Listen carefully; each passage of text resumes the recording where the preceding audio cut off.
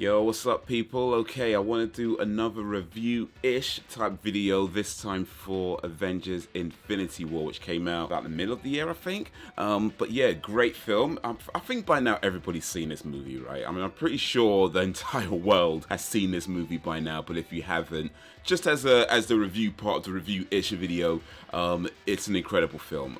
One of my favorite films of the year. In fact, I say it is my favorite film of the year. Black Panther was pretty close, but for me, Avengers Infinity War was just brilliant. It was a great story. It was a great plot, and it's also just a culmination, or almost culmination, of something like 10, 11 years of Marvel movies, and they built up to this moment just brilliantly. So with all the movies that I've watched before to this movie and how it brought it all together, incredible film, absolutely incredible film. I would say that I don't feel like you have to have watched any of the Marvel movies. I don't think you need to have watched any of the Marvel movies to appreciate Avengers Infinity War, which I think was a big concern with a lot of people, and perhaps still is with some people. You'll still understand what's going on. It is a complete film within itself. It has its own beginning, its own progression, and its own ending, and it pretty much tells you what you need to know as far as other movies are concerned, so you won't feel too lost. That being said, I feel like if you have watched the other movies before you watch this, you'll definitely get a lot more out of it. So I still think you can enjoy the movie just anyway, but you'll definitely get a lot more out of it if you have watched, I don't know how many movies they've done, 20? I don't know how many, but if you watched all the movies before, you'll definitely get a lot more out of Infinity War. It's an incredible film. So yeah, that's the review part. So here's the thing, review-ish. Here's what I mean. I want to do like a review video, but I don't want to just do like the typical of, okay, I like this, I like that, I like that. I'm gonna make a little bit of that, but you know, I feel like, you know, everybody does that, and it's either that or, you know, you're doing like a full-on analysis of the video. And I want to do something that's kind of in between, where it's not necessarily full-on analysis of, you know, talking about deep theories and you know, all that kind of stuff, but you know, at the same time talking a little bit about the movie, a little bit below the surface, more conceptually, because I feel like that's where the real discussions are, conceptually.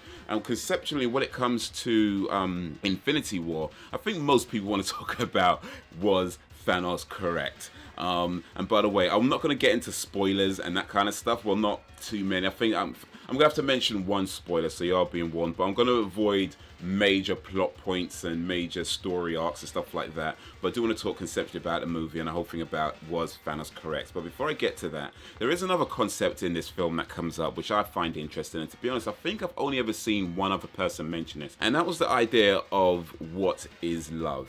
And this is where I'm going to mention a little bit of a spoiler for the film. So there's a part where, well, Thanos is collecting the stones. He's trying to collect the Infinity Stones, and that's the thing about the movie. But there's a part in particular when he's going to get the Soul Stone, and this is the only one that has a trial where he has to sacrifice something or someone that he loves in order to be rewarded with the Soul Stone. And the implication is that Thanos loves nothing and Thanos loves no one. But of course, he throws his adopted daughter into the soul chasm thingy, and is then rewarded with the Soul Stone. So it's clear from the story of the universe that it's set in, that the universe has judged that he does love his adopted daughter, and therefore he was given the stone.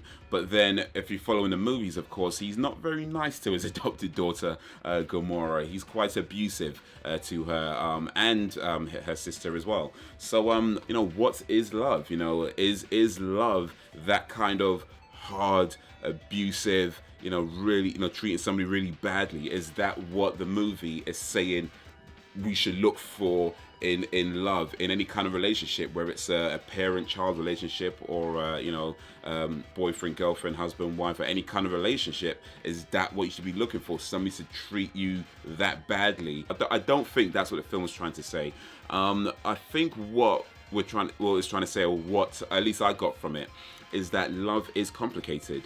And, you know, what we think of as love, as, you know, being really nice and everything else, you know, that's certainly a part of it, but it's not necessarily all of it. And one of the things we have to consider in any relationship is that a person can treat you badly. A person could treat you in the absolute worst way. That doesn't necessarily mean that they don't love you. It just means that their idea of how you portray and how you display your love for somebody is maybe a little bit warped. That's what that means. But the actual love and the feeling of wanting something to do better, because ultimately Thanos wanted Gamora to, you know, someday supersede him, to be better, because that's what he sees. And this is a person who is trying to wipe out half the universe and calls it mercy. So he's not like, you know, twiddling his mustache type bad guy. Oh, yeah, look at me, how evil I am. You know, he has an idea of how to fix a problem that he's just not necessarily the best idea. But the point I'm making is that when we look at love, and when we have this idea of love, and we think of, you know, romance and stuff like that, and that's not necessarily the whole picture. So I feel like, you know, people who are in an abusive relationship, you know, you hear this so often a lot. A woman's being beaten up by her husband, and friends are telling her to, you know, you should leave him, And he's like, but I love him. And, you know, that's not untrue. The love is still there, but it's just, I think what's important to also consider is that love on its own might not always be enough to be in a relationship. If somebody is treating you that badly, then yes, they may love you, and yes, you may love them, but that doesn't necessarily mean that that is enough to make the relationship sustainable. Love, sometimes you have to love people from a distance, as they say. Sometimes you have to separate yourself from somebody because you love them. You know, if it is that they are treating you badly, or maybe you're treating them badly, you have to separate yourself from them, because, you know, love isn't always that, you know, flowers and all that sort of type of stuff. And, you know, it just depends on so many different factors. You know, people are complicated, emotions are complicated, you know, our upbringings are complicated, the way we view the world is complicated, and when you put it all together, it's not always going to come out in the way you think it comes out. So, you know, there's a lot to consider in terms of what is love. Love, I believe, is always pure and beautiful, but then it, depending on how it fits into somebody else's, you know, psyche and everything else around them, it just doesn't always come out that way. So yeah, it's not necessarily enough to just say I love them or they love me, and then we just stay together through everything. It's like there's the point we have to consider. I mean, yeah, of course, thick and thin, and you have to decide which problems you try to resolve and which problems are just too much. But I think when it gets to certain problems, and by the way, let me be clear, I'm not saying that you should just up and leave somebody. That's entirely up to you. I do think that every situation is different. You know, there's women who have been, or men as well, that have been hit once and they'll leave and never look back. There's people who have been hit multiple times and stay. There's people who have been hit once, stay, and then it never happens again. There's people who've been hit once and then leave and then wish they go back. It's complicated. So I'm not here to try, oh, you must do this if this happens. I'm just saying that it's something that you need to figure out, and just consider that love on its own might not necessarily be the thing to look for, and it might be best to say, you know what, there is love, but we need to not necessarily be around each other, because clearly something isn't quite working the way it should. But on to Thanos and whether Thanos was right. And again, another little bit of a spoiler for those who haven't seen it. So Thanos is trying to wipe out half the universe, collecting soul stones, and trying to wipe out half the universe so that he could, because of resources, what it comes down to, environmental resources. If there's half the people in the universe, then there's more resources to go around and people can flourish and so on. Which is not, you know, unlogical, right? It's not unlogical, is that even a word? It's not illogical. You know, it does stand to reason that if you have half the amount of mouths to feed and still the same amount of resources, then there's more to go around. Does it solve the problem? Maybe, maybe not. I guess it depends on how many resources you have and how many people are in the planet and in each individual planet. But fundamentally, the idea is sound. If there's less people, there's more to go around. But is that the way to resolve an issue of, you know, food resources or any kind of resources, by eliminating half the universe? It's a crazy, crazy idea. But he does say that the hardest decisions require the strongest will, which is something I do agree with.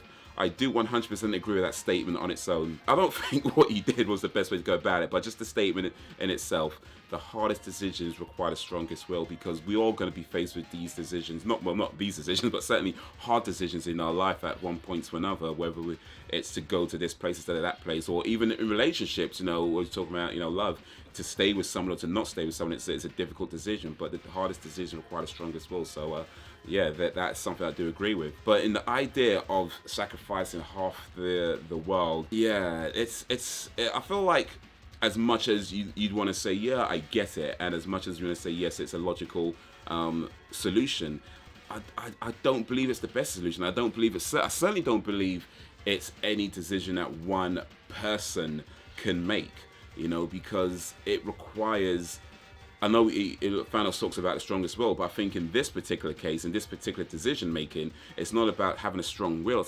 It's about having the absolute most amount of arrogance. I mean, to believe that your idea is the correct one for the entire universe. I mean, think about just Earth on its own.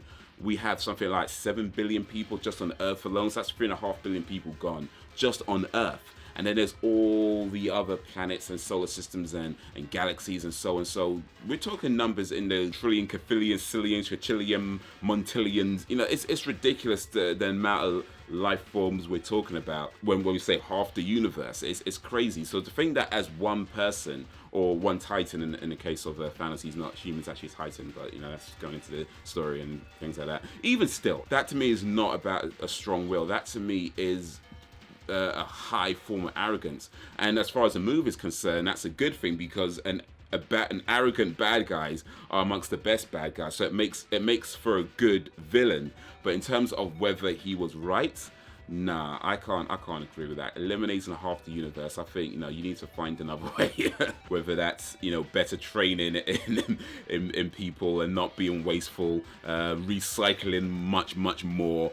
I don't know. There's got to be better ways than just eliminating half the universe, because that is a ridiculously crazy idea. But anyway, that's what I think of Avengers: Infinity Wars and some of the concepts that it raises. Let me know what you think. You know, let me know what you think about the whole thing about love and the way Thanos treated Gamora, and what you think about that in terms of relationships and so on. Let me know what you think about whether he was right to want to eliminate half the universe, whether and why you think so, by the way, and why you think he was right or why you think he was wrong. Let me know what you think to that. But yeah, that's gonna be it for this particular video. Big up to Andrew Sinedra for suggesting I do some Marvel movies. Though to be fair, I almost certainly would have done some Marvel movies anyway, but still, great minds think alike.